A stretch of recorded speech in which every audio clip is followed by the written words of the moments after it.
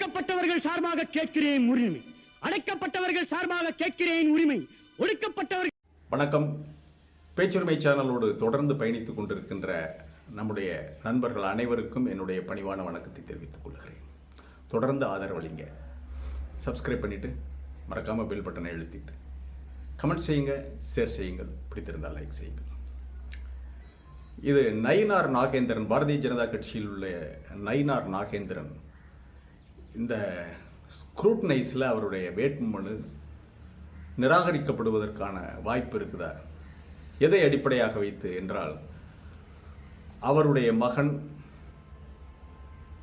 அந்த நயினார் நாகேந்திரன் அவர்களுடைய மகன் சமீபத்தில் 2-3 மாதங்களுக்கு முன்பு ஒரு நில அபகரிப்பு, போலியான டாக்குமெண்ட் மூலம் ஒரு நில அபகரிப்பு வழக்கை சந்தித்தார். நிலத்தை அபகரிச்சிட்டாங்க. அது எந்த நிலம் என்றால், சென்னைக்கு பக்கத்தில், சென்னை விருகம்பாக்கத்தில், அதாவது வடபழனியில இருந்து போரூர் போகிற ரோடு, வடபழனி தாண்டின உடனே விருகம்பாக்கம் வரும். அந்த நேஷனல் தியேட்டருக்கு பக்கத்தில் சுமார் 1 ஏக்கர் சொச்சாம் அந்த இடம். இன்றைக்கு அதனுடைய மதிப்பு 150 கோடி ரூபாய்களுக்கு மேல். அந்த இடத்தை என்ன பண்றாங்கன்னா, அந்த இடத்துக்கு டாக்குமெண்ட் ஒருத்தர் பேர்ல இருக்கு, பட்டா அவங்க பேர்ல இருக்கு. ஆனா இளையராஜா என்பவர், இவர் ஒரு போலியான ஒரு பட்டாவை அவர் பேர்ல இது பண்ற ஒரு போலி டாக்குமெண்ட். இதை பண்ணி இவங்க இந்த இடத்தை இப்ப இந்த எந்த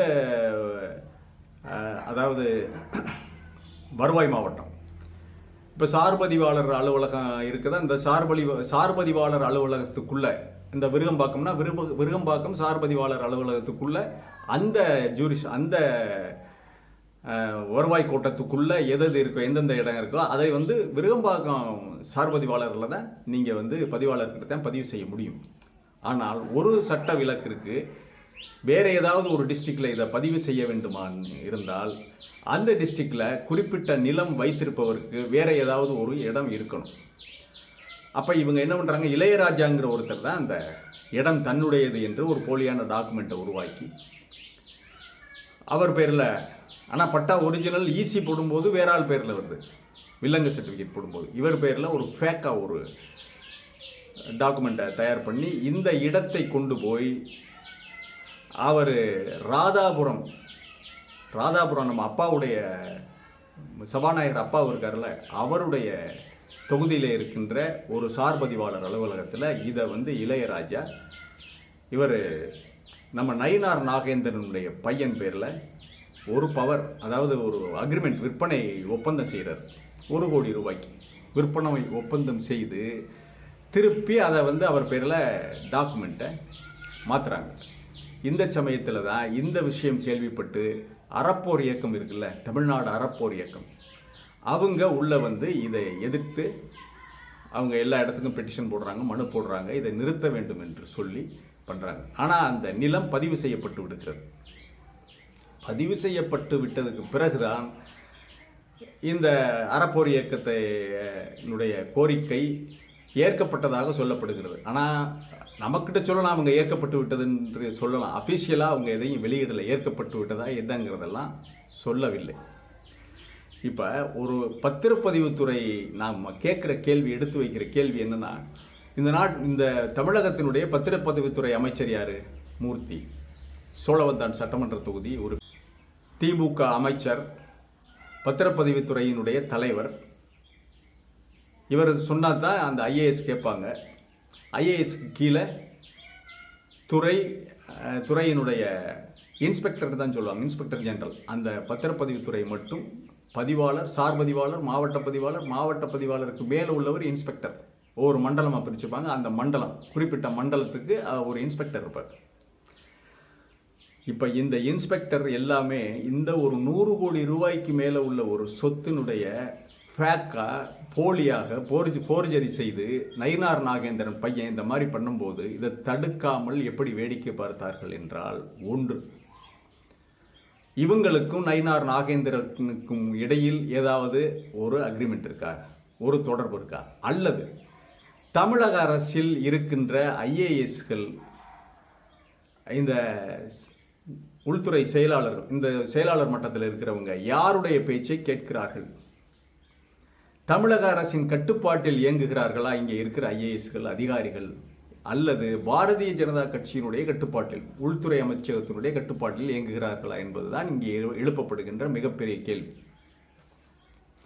ஒரு துறை அமைச்சரை மீறி, அவருடைய கையை மீறி ஒரு பத்திரம், அந்த இன்னொரு ஒரு ஃபோர்ஜரி செய்யப்பட்ட பத்திரம், ஒரு நேர்மையான சரியான மிக மிக சரியாக இருக்கிற பத்திரத்தை இந்த சார்பதிவாளர் லஞ்சம் கேட்கிறான், நான் வேற இடத்துல பண்ணிக்கிறேன்னு சொன்னால் அதை நம்ம அமைச்சரை மீறி, அமைச்சருடைய கையை மீறி செய்யப்படுகிறது அப்படின்னு சொன்னால் நம்ம ஏற்றுக்கலாம். நேர்மையான ஒரு செயல், நேர்மையான பத்திரம், மிகச்சரியான பத்திரம் என்றால் நம்ம ஏற்றுக்கலாம். ஆனால் ஒரு ஃபோர்ஜரி டாக்குமெண்ட்டை இவங்க போய் சென்னை விருகம்பாக்கத்தில் இருக்கின்ற இந்த இடத்த ராதாபுரத்தில் இந்த இளையராஜா ஒரு 1 லட்சம் ரூபாயில் ஒரு இடம் வாங்கினதா, அதை ஒரு இடத்த வாங்கி அவர் பேரில் பத்திரம் போட்டுக்கிட்டு எனக்கு இங்கே இடம் இருக்குன்னு சொல்லி மறுபடியும் இந்த விருகம்பாக்கம் டாக்குமெண்ட்டை ராதாபுரத்தில் வச்சு பதிவு பெற்றார்.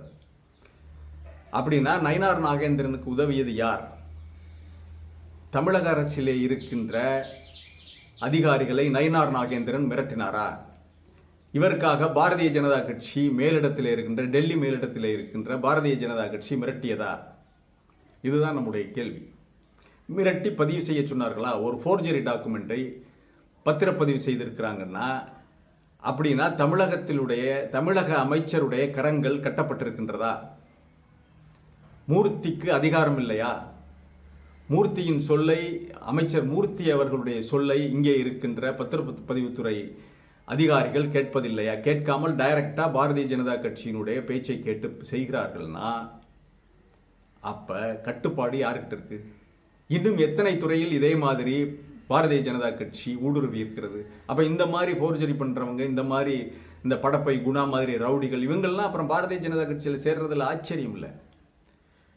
தமிழ்நாடு முழுவதும் போலி பத்திரம் பண்றவங்க தீ மாதிரி பரவும் சார். இந்த மாதிரி பாரதிய ஜனதா கட்சியை வச்சு இப்படி பண்ணிட்டாருன்னா நிறைய இந்த தொழிலா இருக்கிறவங்க உடனே பாரதிய ஜனதா கட்சியில சேருவாங்க. ஸோ இப்போ நான் என்ன விஷயத்துக்கு வர்றேன்னு சொன்னால், நான் சொல்லுவது இந்த நயினார் நாகேந்திரனும் அவருடைய மகனும் கூட்டு குடும்பமாக இருக்கிறார்களா? கூட்டு குடும்பமாக இருந்தால், கூட்டு குடும்பத்திலே இருந்தால் நிச்சயம் நயினார் நாகேந்திரனுடைய வேட்புமனு நிராகரிக்கப்படுவதற்கு 100% வாய்ப்பு இருக்கிறது. அதை இன்றைக்கு ஸ்க்ரூட்னைஸ் செய்யக்கூடிய இடத்திலே திராவிட முன்னேற்ற கழகமாக இருந்தாலும் சரி, அனைத்து இந்திய அண்ணா திராவிட முன்னேற்ற கழக வேட்பாளர்கள் இதை கடுமையாக எடுத்துச் சொல்ல வேண்டும். இவர்கள் கூட்டு குடும்பத்திலே இருந்தால் இவருடைய வேட்புமனு செல்லாதுங்க, ஃபோர்ஜரி பத்திரம். அதனால இந்த நயினார் நாகேந்திரனுடைய வேட்புமனுவை முதலில் செல்லாது என்று ஒழித்து கட்ட வேண்டும். நயினார் நாகேந்திரனை அங்கிருந்து அப்புறப்படுத்த வேண்டும். ஒரு ஃபோர்ஜரி 100 கோடி ரூபாய்க்கு மேல் உள்ள ஒரு இடத்தை தன்னுடைய மகன் மூலமாக இந்த வேலை செய்கிறார் பாருங்க. இப்போ என் பையன் படிக்க வச்சான், என்ன படித்து பெரியாளாகி ஒரு நல்ல வேலையிலிருந்து இல்லை தொழில் பண்ணி நேர்மையாக உழைத்து 100 ரூபா கொண்டாந்து கொடுத்தா அது எவ்வளோ சந்தோஷம், எவ்வளோ சந்தோஷப்படுவேன். பையன் இந்த வேலை பார்க்குறான், இந்த இடத்துல நல்லா இருக்கிறான், நல்ல கம்பெனி, நல்ல அவர் இன்ஜினியர், இந்த தொழில் பண்ணுறாரு, அப்படி நம்ம வெளியில் எப்படி சொல்லிக்கிறோம்? ஈன்ற பொழுதிற் பெரிதுவக்கும் தன் மகனை சான்றோன் என கேட்ட தாய். ஈன்ற பொழுதிற் பெரிதுவக்கும் தன் மகனை சான்றோன் என கேட்ட தாய். சான்றோன் அப்படின்னு ஒரு பெயரை நம்முடைய மகன் வாங்கிவிட்டால் அதுக்கு நமக்கு எவ்வளவு அதுதான் நமக்கு கிடைக்கிற ஒரு பேர். பணம் இல்லை, அவர் கொண்டுகிட்டு வந்து கொடுக்குற ஒரு 100 ரூபா தான் பெரிய விஷயம். ஒரு சான்றோனாக, நல்லவனாக, நேர்மையாளனாக இந்த நயினார் நாகேந்திரன் பிள்ளையை எப்படி வளர்த்துருக்கான் பார்த்தீங்களா? மோசடி பண்ண வச்சிருக்காங்க. மோசடி பண்றத தொழிலாக கற்றுக் கொடுத்துருக்காங்க. இப்போ இந்த ஆளெல்லாம் ஜெயிச்சு எம்பியா போனால் என்னையா பண்ணுவார்? என்ன பண்ணுவார்? தன்னுடைய மகனையே வழி பிறளச் சொல்லுகின்ற, தர்மம் பிறளச் சொல்லுகின்றவர்கள் தான் பாரதிய ஜனதா கட்சியினர் தான் தர்மத்தை பற்றி பேசுவார். இவங்க தான் தர்மம் பேசுவாங்க, இவங்க தான் சத்தியம் பேசுவாங்க. என்ன? ஆகவே இந்த நயினார் நாகேந்திரனுடைய வேட்புமனுவை செல்லாததாக செய்வதற்கு அத்தனை கட்சிகளும் ஒன்றிணைந்து அவருடைய வேட்புமனு பரிசீலனையில் போர்க்கொடி தூக்கி இந்த விஷயத்தை, சட்ட விஷயத்தை சொல்லி அவருடைய வேட்புமனுவை நிராகரிக்க செய்ய வேண்டும். படிக்கிற ராமாயணம், இடிக்கிறது பெருமாள் கோயில், அந்த மாதிரி தர்மம் தவறிய வாழ்க்கையை தன்னுடைய பிள்ளைகளுக்கு சொல்லிக் கொடுக்கின்ற இவர்கள் அரசியலில் இருந்து அப்புறப்படுத்தப்பட வேண்டும். மீண்டும் ஒரு காணொலியிலே சந்திக்கிறேன். இது வாய்ஸ் ஆஃப் தமிழ் வழங்கும் பேச்சுரிமை சேனல். வணக்கம், சந்திப்போம்.